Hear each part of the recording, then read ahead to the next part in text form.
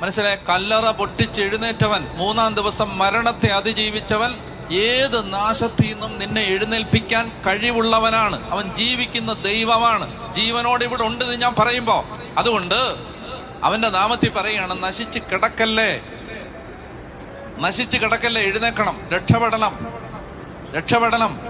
അതിനൊറ്റ വഴിയേ ഉള്ളൂ. അതിന് അവന്റെ നാമത്തെ ഏറ്റുപറയണം, അവനെ ആരാധിക്കണം. വേറെ ഒരു മനുഷ്യനെയും നമ്പി നിങ്ങൾ ജീവിക്കരുത്. വേറെ ആരെയും നിങ്ങൾ പ്രതീക്ഷ വെച്ച് ജീവിക്കരുത്. മക്കളാവട്ടെ, ജീവിത പങ്കാളിയാവട്ടെ, മാതാപിതാക്കന്മാരാവട്ടെ, കൂട്ടുകാരാവട്ടെ, ഗവൺമെന്റ് ആവട്ടെ, പ്രത്യയശാസ്ത്രമാവട്ടെ, അണികളാവട്ടെ, കൊടികളാവട്ടെ, ഇതിനൊന്നും ആത്യന്തികമായിട്ട് സഹായിക്കാൻ പറ്റത്തില്ല. ദൈവത്തിന് മാത്രമേ സഹായിക്കാൻ പറ്റൂ. അതുകൊണ്ട് ദൈവത്തെ നോക്ക്, ദൈവത്തെ നോക്ക്, അവന്റെ മുഖം നോക്ക്. അബ്രഹാമിനോട് ദൈവം പറയുന്നുണ്ട്, എന്റെ മുമ്പിൽ വ്യാപരിക്കുക.